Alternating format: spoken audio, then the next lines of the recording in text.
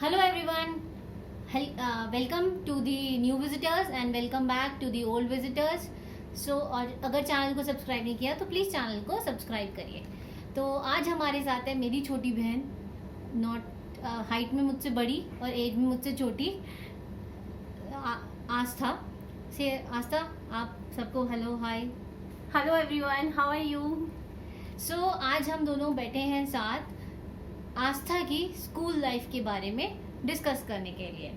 मैं आपको बता देती हूँ कि आस्था मेरी छोटी बहन है जो इसका अभी प्लेसमेंट गार्टनर में हुआ है. First of all congratulations. Thank you. अभी 1 वीक हुआ है. आपको कैसा लग रहा है? बहुत मजा आ रहा है. लॉकडाउन में एकदम से स्टार्टिंग जॉब के करियर की. Work from home. आस्था, तुम सबको बताओ कि तुम्हारी स्कूलिंग कहाँ से हुई, किस किस स्कूल से, कहाँ से? तो मेरी पूरी स्कूलिंग बुलंदशहर से ही हुई. देन पहले तो 10th स्टैंडर्ड मैंने नेमरा कॉन्वेंट स्कूल से किया था. Then 12th standard I shifted to Delhi public school. तो आस्था, पूरे एजुकेशन जितना भी तुम्हारा बैकग्राउंड रहा, जितनी भी जर्नी थी एजुकेशन वाली, तो उसमें सबसे ज़्यादा सपोर्ट सिस्टम किसका था? सबसे ज़्यादा सपोर्ट सिस्टम मम्मी का ही था, क्योंकि ऐसे देखा जाता है कुछ घरों में कि मम्मी की अलग प्रायोरिटीज़ होती है कि इस फंक्शन में जाना है या फिर उस फंक्शन में जाना है. बट मम्मी ने ऐसा कुछ नहीं किया. मम्मी ने सारा कंसंट्रेशन जो भी मम्मी कर सकती थी वो मेरी पढ़ाई के लिए किया. कहीं नहीं जाना, कुछ नहीं करना, बस मेरी पढ़ाई ही इम्पोर्टेंट रही मम्मी के लिए सबसे ज़्यादा. तो मम्मी का सपोर्ट सिस्टम सबसे बड़ा था. और स्कूल में आप एकेडमिक्स में कैसी बच्ची थी? तो एकेडमिक्स में मैं शुरू से ही अच्छी थी. मतलब मम्मी ने इतना ज़्यादा फोकस किया था मेरे पे कि मैं स्टार्टिंग LKG से ही 12th तक लेकर मैं टॉप 5 स्टूडेंट्स में ही रहती थी हमेशा क्लास में. तो दैट्स वेरी ग्रेट. खैर, मुझे तो पता है इस बात का फिर भी. और पढ़ाई के अलावा किस किस प्रोग्राम्स, किस किस एक्स्ट्रा करिकुलर एक्टिविटी में आपने पार्टिसिपेट किया? तो मुझे शुरू से ही मोटिवेट किया जाता था कि मैं डिफरेंट चीज़ों में पार्ट लूँ. मतलब ये नहीं कि सिर्फ पढ़ते रहे, ऐसा नहीं होता था. तो मैंने 2nd क्लास से ही स्टार्ट कर दिया था असेंबलीज में बोलना. 2nd क्लास में मैंने पोएम बोली थी असेंबली में. देन मुझे याद है कि बीच में तुम भूल गई थी बीच में. बट ऐसा नहीं हुआ कि मैंने बोला नहीं उसके बाद. You continued. हाँ, कि एक बार बोला, नहीं बोला गया तो कोई बात नहीं, नेक्स्ट बार ट्राई करते हैं. ऐसा नहीं था कि एक बार नहीं हुआ तो नहीं हुआ. देन 3rd में कुछ किया, 4th 5th में स्किट की थी मैंने. देन आगे और कॉम्पिटिशंस आते रहे, उसके लिए करती रही. देन फिर 9th 10th में काउंसिल मेंबर सेलेक्ट होते हैं, फिर काउंसिल में आई ऐसी बोल के. और अपना एक टाइप से अपनी एक्नॉलेज करना कि मतलब दूसरे लोग मुझे एक्नॉलेज करें कि अच्छा they know me by name. तो ऐसा एक वो बना लिया था मैंने अपने स्कूल में कि एवरीबडी नो कि कौन है Aastha Maheshwari, from teacher to student. Very nice. वैसे हम आप सबको बताएंगे कि हम दोनों सेम स्कूल में पढ़ाई करते थे. जैसे इसने बताया कि ये एक बार भूल गई थी, तो I was also standing in the same assembly और मैं प्रे कर रही थी क्योंकि मैंने इसको पोएम याद कराई थी. हाँ. कि इसको याद आ जाए. हाँ, और 8th क्लास में थी तो मुझे शायद याद है वो स्टार्टिंग में एकदम लाइन में खड़े होते थे. 8th क्लास की आगे ही खड़ी होती थी लाइन. और फिर उसके बाद धीरे धीरे हम लोगों ने और सब चीज़ों में पार्टिसिपेट करवाना आस्था को स्टार्ट किया. हम उसको यहाँ से याद करवा कर भेजते थे और वो वहाँ मैं हमेशा प्रैक्टिस करती थी, सिर्फ मिरर के सामने खड़े होकर. हाँ. पूरी प्रैक्टिस करती थी कि मैं कैसे बोलूंगी, क्या एक्सप्रेशंस रहेंगे. तो वो सब चीज़ बहुत डेवलप करती है पर्सनालिटी. और इस चीज में हम आपको बताना चाहेंगे कि इस पब्लिक स्पीकिंग में मेनली हमारा रोल पापा का बेस्ट था. पापा ने हमें बहुत हेल्प किया क्योंकि वो कहते थे कि जो हमें ही पता है जो सही है, बोलना है. सामने वाले सारे उनको कुछ नहीं पता, सब बेवकूफ खड़े हैं, कुछ भी बोल दो, उनको क्या पता. उनको बस सुनना है, उन्हें नहीं पता कि तुम्हारी नेक्स्ट लाइन क्या होगी. तुम्हें नहीं याद आ रहा, कोई बात नहीं, कुछ भी बोल दो, बस बोल दो, बोलते रहो. हाँ. नेक्स्ट क्वेश्चन मेरा ये रहेगा कि बच्चों की पढ़ाई के लिए एक तो स्कूल होता है, आजकल ट्यूशन्स का बहुत ज़्यादा प्रेशर क्रिएट है कि नहीं, और एक कुछ स्टाइल स्टेटमेंट कहिए, सोसाइटी का एक स्टेटमेंट के लिए कि बच्चे को ट्यूशन ज़रूर पढ़ाना है. तो अपनी लाइफ के अकॉर्डिंग बताओ सबको कि क्या स्कूल के साथ साथ ट्यूशन्स बहुत ज़्यादा ज़रूरी होते हैं? नहीं, ऐसा नहीं होता कि ट्यूशन बहुत ज़्यादा ज़रूरी होते हैं। आजकल ये ज़्यादा चल रहा है कि एलकेजी से यूकेजी से बच्चों को ट्यूशन पढ़ाना चालू कर देते हैं, तो ऐसा नहीं होता कि ट्यूशन इंपॉर्टेंट होते हैं। बिकॉज स्टार्टिंग में मतलब मैं जाती थी ट्यूशन, बट ऐसा नहीं है कि ट्यूशन में सारा पढ़ के आ रही हूँ, घर पे कुछ नहीं पढ़ रही, तो ऐसा नहीं है। ट्यूशन पे बस मैं जब जाती थी जब मेरे डाउट्स होते थे, तो 9-10 में तो ऐसा था, बस मेरे साइंस और मैथ्स के डाउट होते थे, तो मैंने एक सर को मतलब सर के जाती थी और बस सैटरडे संडे गई, डाउट्स क्लियर करके हाफ आवर का अगर डाउट हुआ तो बस मेरा मतलब अकेले का ट्यूशन होता था। उतना टाइम वेस्ट नहीं करना ज़्यादा, उतना ट्यूशन में पढ़ के बस वापस आ गए और घर पे पढ़ना है। पर आई गेस 11th-12th में तो आस्था ने सिर्फ मैथ्स के ट्यूशन के लिए हार्डली वीक में 2 डेज वो सर हाँ। आते थे और उनसे बस क्वेश्चन समझना, भी- डाउट्स क्लियर करना एंड दैट्स इट। हाँ, और अकाउंट सर इको का भी ट्यूशन लिया था, बट वो होता है कि मतलब हर चीज का एक सिस्टम होता है पढ़ने का, क्योंकि वो ट्यूशन में ही जाके पता चलता था, बिकॉज स्कूल में इतना ज्यादा कोई ध्यान नहीं देता, इतने सारे लोग होते हैं, तो उस टाइम पे ट्यूशन इंपॉर्टेंट हो जाता है थोड़ा सा 11-12 में, बट मुझे लगता है 10 तक इतना ज्यादा इंपॉर्टेंट नहीं होता, हम खुद कर सकते हैं। और ये भी रहता है कि कुछ प्रैक्टिकल सब्जेक्ट्स में जो ज्यादा सॉल्विंग की और प्रैक्टिस की जरूरत होती है, इसलिए हमें ट्यूशंस की शायद जरूरत पड़ती है। बाकी तो अगर अदरवाइज थ्योरी तो इतना ज्यादा नहीं होता, हम खुद भी कर सकते हैं थ्योरी। तो सेल्फ स्टडी के ऊपर आपके क्या व्यूज है? सेल्फ स्टडी जैसे मैंने बताया कि सेल्फ स्टडी तो मेरा हमेशा वही रहा है कि मुझे सेल्फ स्टडी करनी है। ऐसा नहीं है कि बस ट्यूशन में गए और उन्होंने होमवर्क दिया, उतना होमवर्क करके बस हमारा हो गया काम, ऐसा नहीं होता मेरा। इस बात से मुझे याद आया कि हम बहुत छोटे छोटे थे और एक सर हमें पढ़ाने आते थे और वो उनका फर्स्ट डे था पढ़ाने का और आस्था को उन्होंने और बच्चों जैसा समझा और बहुत सारे क्वेश्चन सॉल्व करने के लिए दे दिए। आस्था आई गेस फर्स्ट या सेकंड क्लास में थी और आस्था से वो क्वेश्चन काम हो नहीं पा रहा था और उसको था कि नहीं वो करना है टाइम से, क्योंकि कल सर आएंगे। अब पूरी रात वो करती रही और नेक्स्ट डे जब सर आए तो उन्होंने चेक नहीं किया।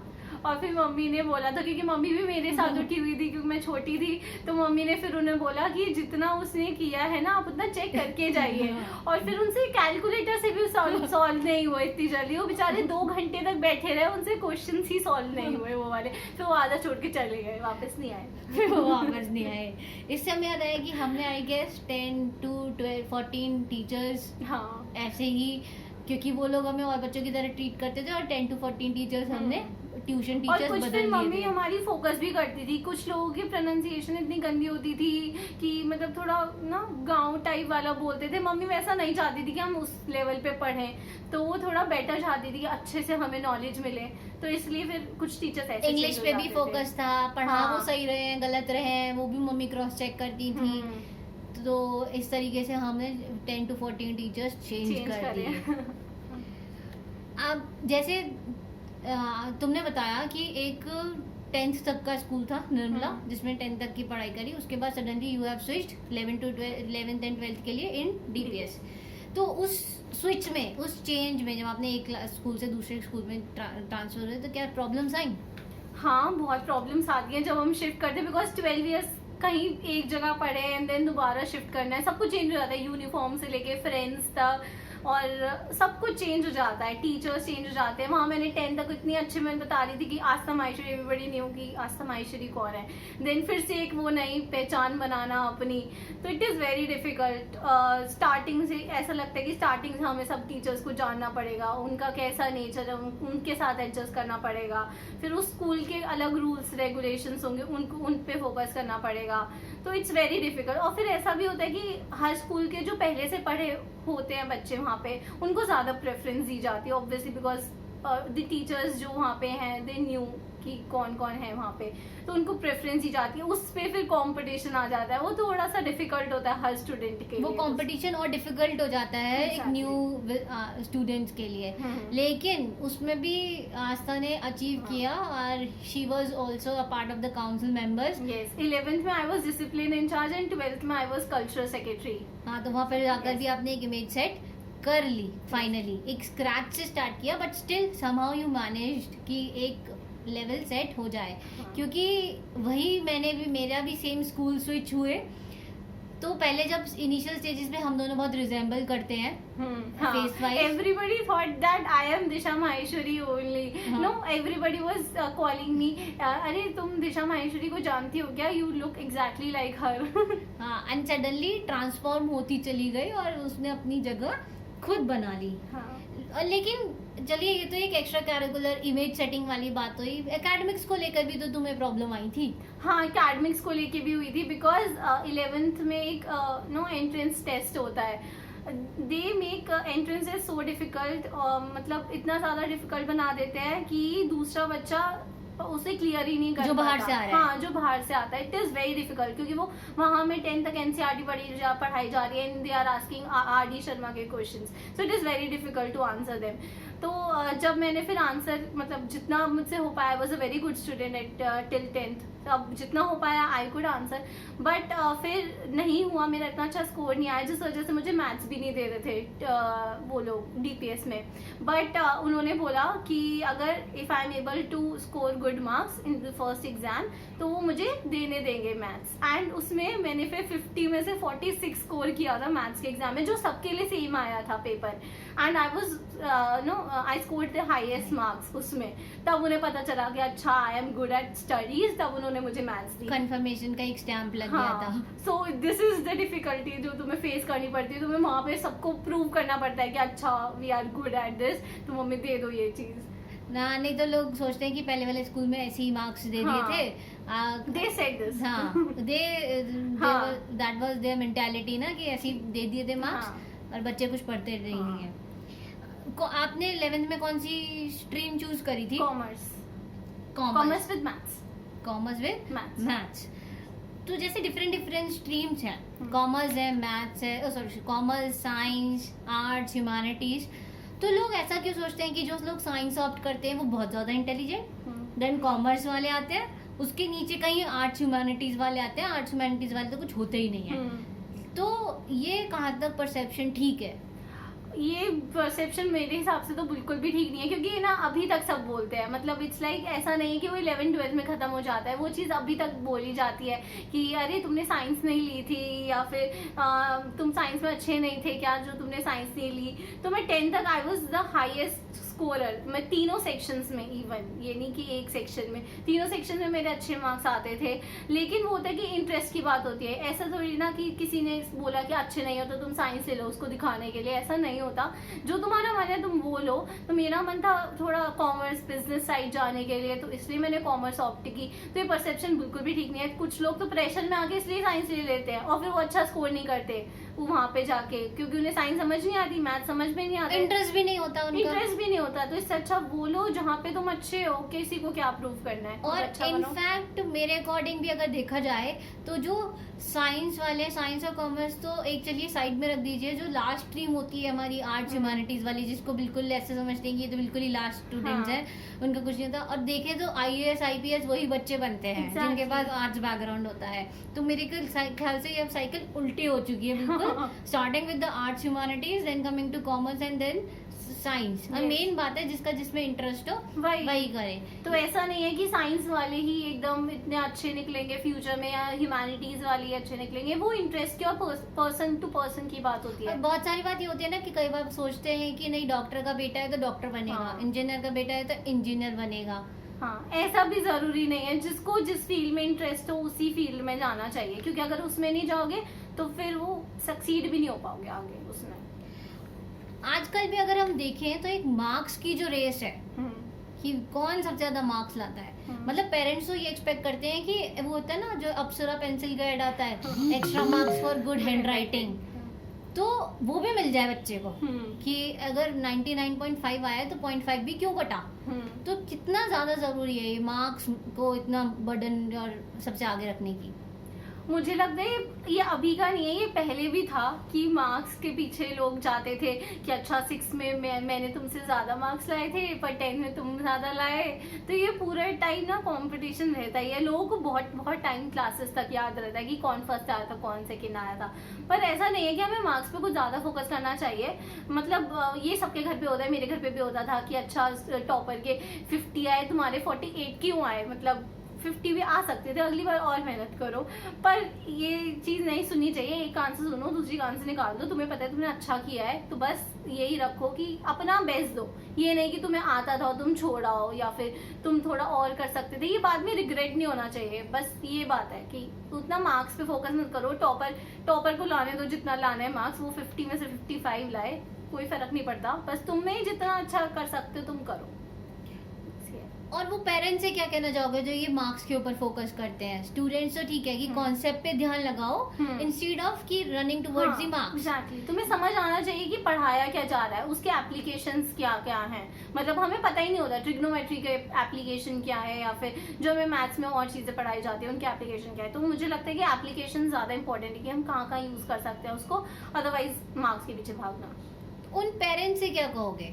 मुझे लगता है कि उन पेरेंट्स को भी सोचना चाहिए कि मतलब ज्यादा मार्क्स के पीछे बढ़ने से वो सिर्फ ना रटेंगे कि अच्छा कि मतलब कैसे प्रेशर क्रिएट हो जाता है कि कैसे प्रेशर, मतलब कि वो प्रेशर लेंगे कि और पढ़ो, वो ज्यादा पढ़ेंगे। ज्यादा पढ़ने से कुछ नहीं होता, जितना टाइम पढ़ो अच्छे से पढ़ो, फोन को साइड में रख के अच्छे से जितना कंसंट्रेट कर सकते हो उतना पढ़ो। और पेरेंट्स को भी नहीं प्रेशर करना चाहिए, बच्चे को समझ आना चाहिए, बस ये बात है। अब एक चीज तुम सबको बताओ कि एक ऐसी कोई चीज कि हाँ वापस तुम्हारे को मौका मिले कि तुम एक पास्ट में जाओ और एक चीज ठीक कर पाओ जिससे कि जो तुम्हें आज रिग्रेट होता हो, तो क्या होगी? मतलब अब जैसे तुम्हें तो पता ही है कि मेरे को पढ़ना का शौक है। मतलब मैं नॉवेल्स वगैरह काफ़ी पढ़ती हूँ, आर्टिकल्स वगैरह काफ़ी पढ़ती हूँ, पूरे टाइम पढ़ती हूँ लैपटॉप पे। तो मुझे लगता है कि अगर ये चीज़ मुझे पहले मिली होती, पहले हमारे यहाँ कहाँ होती थी नॉवेल्स, हमें पता भी नहीं था 10th क्लास तक ही, 10th 12th तक नॉवेल्स होते, अपने बुक्स पढ़ लें बहुत लगता था। तो मुझे लगता है कि ऐसे कुछ डेज होते थे मेरे पास जहाँ मैं बोलती थी मम्मी को कि मैं क्या करूँ, बोर हो रही हूँ, मुझे टीवी देखने का भी शौक नहीं था। हाँ, और वो पढ़ाई इतनी ज्यादा करके रख लेती थी हाँ, कि वो भी हो जाती थी कि मुझे लगता था कि पढ़ाई भी हो गई, मैं क्या करूँ, तो कुछ नहीं होता था। तो मुझे लगता है उस टाइम पे अगर ये होता ना कि हमारे पास लैपटॉप होता या फिर नॉवेल्स मिल सकती तो मैं वो पढ़ती, कि मुझे पहले से पढ़ने का शौक बन जाता और अभी तक कितनी बुक्स पढ़ चुकी होती मैं। हाँ, मतलब ये है कि नॉवेल नहीं तो at least some of interesting stories books और समथिंग। मुझे स्टोरी बुक्स का शौक भी था, मेरे को बर्थडे पे स्टोरी बुक्स मिलती थी। पढ़ने के साथ साथ मुझे याद आया कि आस्था ने एक बार बर्थडे डिमांड पे एनसाइक्लोपीडिया की डिमांड करी थी कि नहीं मुझे एनसाइक्लोपीडिया था मेरे को एनसाइक्लोपीडिया ही चाहिए। लोगों ने पूछा था अरे वो तो बुक है, मैं ही बोलती थी हाँ। अरे वो तो बुक है, वो तो ऐसी मिल जाएगी, वो तो ऐसी मिल जाएगी, तू कुछ और मांगना। हाँ, तो लेकिन वो एकदम फिक्स था उसका कि नहीं मेरे को एनसाइक्लोपीडिया चाहिए। लेकिन मैं बड़ी थी तो लोगों ने मेरी बात को सच माना और पापा मम्मी ने इसको एनसाइक्लोपीडिया नहीं दिलाई। वही तो वो मुझे रिग्रेट है कि मुझे क्यों नहीं मिली, मुझे और बुक्स मिलती तो शायद मैं और पढ़ लेती थोड़ा। क्या बताना चाहोगे कि हम दोनों एक स्कूल में पढ़ते थे, एटलीस्ट निर्मला में तो हम लोग साथ थे, ठीक है? तो क्या वो एक स्कूल लाइफ में सिबलिंग साथ पढ़ना वो एक पॉजिटिव चीज है, नेगेटिव चीज है, क्या है? ये मतलब आई वुड से 80% पॉजिटिव है, 20% नेगेटिव हो सकता है। क्योंकि 80% पॉजिटिव इसलिए क्योंकि तुम्हारा एक तो जैसे मुझे आदत 3rd क्लास में मेरे को मैं बात जैसे ज़्यादा करती थी तो मुझे स्केल पड़ा था क्लास में डांट में, तो मैं बहुत रो रही थी। तो तुम्हें बुलाया गया था कि अच्छा चुप करा लो अब अपनी बहन को। तो वो एक सपोर्ट सिस्टम रहता है स्कूल में कि अच्छा रो रहे हो या फिर किसी प्रॉब्लम में हो तो मतलब सॉल्व कर सकते हैं, है ना? मतलब वो एक प्रोटेक्शन टाइप के लिए बड़े सिबलिंग्स होते हैं। हाँ, और ये भी रहता है कि टीचर्स को ना पता होता है कि अच्छा कि इसकी बहन अच्छी थी पढ़ाई में, तो मतलब तुम्हारे ऊपर भी फोकस रहता है कि अच्छा ये भी अच्छी ही होगी, एक ही घर से आ रहे हैं। बट ये 20% नेगेटिव इसलिए हो जाता है कि तुम्हारे से ज्यादा एक्सपेक्टेशंस हो जाती हैं कि अच्छा तुम कैप्टन थी तो मैं भी कैप्टन बनी, तो मतलब ये एक्सपेक्टेशन हो गई थी थोड़ी कि मतलब इसकी बहन ऐसी थी और ये ऐसी नहीं है। जैसे तुम ज्यादा नहीं बोलती थी क्लास में, फिर भी मेरे जितना मैं तो बहुत बोलती थी, तो मेरे से एक्सपेक्टेशन होती थी कि अच्छा मैं भी चुप रहूं, मैं भी थोड़ा कंट्रोल में बोलूं, बट ऐसा नहीं हो सकता था। आस्था के मुंह पर इसी बात से याद है कि 2nd क्लास में मुंह पे क्रॉस पे टेप लगकर आई थी and she was such an innocent child कि वो घर तक टेप लगा कर ही आई थी। तो वो एक ऐसे छोटी छोटी मोमेंट्स हैं जो हम साथ रहते थे, आते थे, जाते थे, तो वो मुझे याद है। ऑटो पे भी पूरे टाइम सबसे लड़ती रहती थी और मेरा काम होता था कि बच्चों को बचाना कि नहीं कोई बात नहीं ऐसा। और फिर उसके बाद लोगों पे दादागिरी भी दिखाती थी कि मेरी बड़ी तुम्हारे बहन, फ्रेंड्स पे भी। हाँ इनफैक्ट मेरे फ्रेंड्स को भी दादागिरी दिखाती थी कि मेरे ऊपर मतलब कि हाँ मेरी बड़ी बहन है मुझे बचाने के लिए, सबको डांटती चलती थी एक लाइन से।